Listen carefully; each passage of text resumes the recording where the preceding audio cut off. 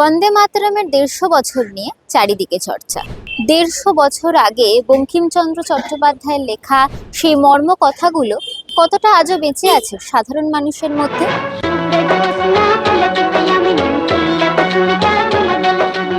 বন্দে মাতরম কার লেখা? বঙ্কিমচন্দ্র। পুরো নাম? বঙ্কিমচন্দ্র চট্টোপাধ্যায়। রবীন্দ্রনাথ ঠাকুর। বঙ্কিমচন্দ্র চট্টোপাধ্যায়। বঙ্কিমচন্দ্র চট্টোপাধ্যায়। বঙ্কিমচন্দ্র চট্টোপাধ্যায়। কোন উপন্যাসের অংশ এটি? এটা হচ্ছে এক মিনিট ভেবে নি।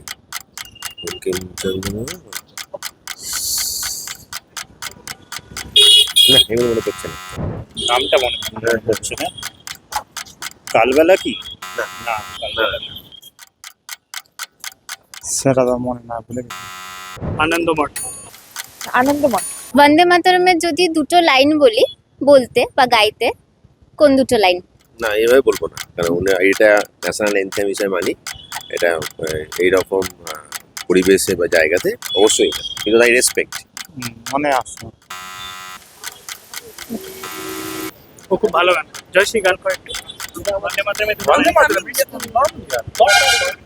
আমি জানি না